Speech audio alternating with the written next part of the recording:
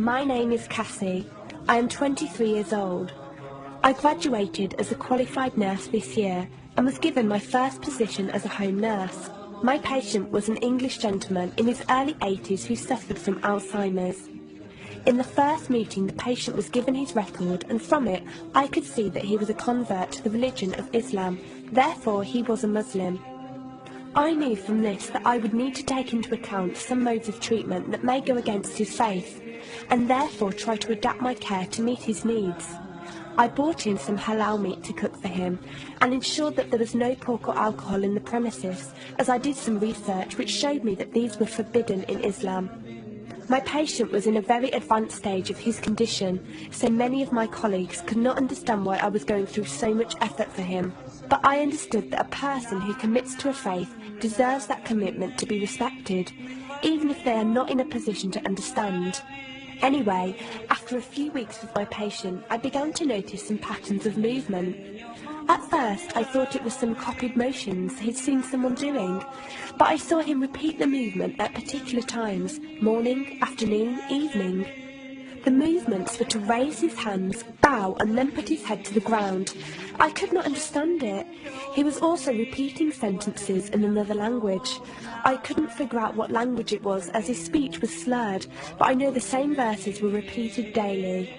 Also, there was something strange. He didn't allow me to feed him with my left hand. Somehow I knew this linked to his religion, but didn't know how. One of my colleagues told me about Paltalk as a place for debates and discussions. As I did not know any Muslims except for my patient, I thought it would be good to speak to someone live and ask questions. I went on the Islam section and entered the room True Message. Here I asked questions regarding the repeated movements and was told that these were the actions of prayer. I did not really believe it until someone posted a link on the Islamic prayer on YouTube. I was shocked. A man who has lost all memory of his children, of his occupation, and could barely eat and drink, was able to remember not only actions of prayer, but verses that were in another language. This was nothing short of incredible, and I knew that this man was devout in his faith, which made me want to learn more in order to care for him the best I could.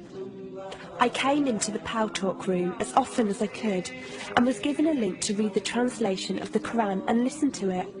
The chapter of the bee gave me chills, and I repeated it several times a day. I saved a recording of the Quran on my iPod and gave it to my patient to listen to. He was smiling and crying, and in reading the translation I could see why. I applied what I gained from Paltalk to care for my patient, but gradually found myself coming to the room to find answers for myself. I never really took the time to look at my life. I never knew my father. My mother died when I was 3. Me and my brother were raised by our grandparents who died 4 years ago, so now it's just the two of us. But despite all this loss, I always thought I was happy, content. It was only after spending time with my patient that I felt like I was missing something. I was missing that sense of peace and tranquility my patient, even through suffering, felt. I wanted that sense of belonging and a part of something that he felt, even with no one around him. I was given a list of mosques in my area by a lady on Paltalk and went down to visit one. I watched the prayer and could not hold back my tears. I felt drawn to the mosque every day, and the imam and his wife would give me books and tapes to welcome any questions I had. Every question I asked at the mosque and on Paltalk was answered with such clarity and depth that could do nothing but accept them. I have never practiced a faith, but always believed that there was a God. I just did not know how to worship him. One evening I came onto Paltalk, and one of the speakers on the mic addressed me. He asked me if I have any questions. I said no. He asked if I was happy with the answers I was given. I said yes. He then asked what was stopping me accepting Islam. I could not answer. I went to the mosque to watch the dawn prayer.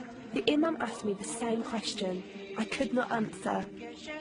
I then went to tend to my patient. I was feeding him, and as I looked into his eyes, I just realised he was brought to me for a reason, and the only thing stopping me from accepting was fear. Not fear in the sense of something bad, but fear of accepting something good and thinking that I was not worthy like this man. That afternoon I went to the mosque and asked the imam if I could say my declaration of faith, the Shahada. There is no God except Allah. Muhammad is Allah's messenger. He helped me through it and guided me through what I needed to do next. I cannot explain the feeling I felt when I said it. It was like someone woke me up from sleep and sees everything more clearly. The feeling was overwhelming joy, clarity, and most of all, peace. The first person I told was not my brother, but my patient. I went to him, and before I even opened my mouth, he cried and smiled at me. I broke down in front of him. I owed him so much. I came home and logged onto Paltalk and repeated the Shahada for the room. They all helped me so much, and even though I had never seen a single one of them, they felt closer to me than my own brother. I did eventually call my brother to tell him, and although he wasn't happy, he supported me and said he would be there. I couldn't ask for any more. After my first week as a Muslim, my patient passed away in his sleep while I was caring for him. Inna lillahi wa inna ilaihi raji'un. He died a peaceful death, and I was the only person with him. He was like the father I never had, and he was my doorway to Islam. From the day of my Shahada to this very day, and for every day for as long as I live, I will pray that Allah shows mercy on him and grant him every good deed I perform in the tenfold. I loved him for the sake of Allah,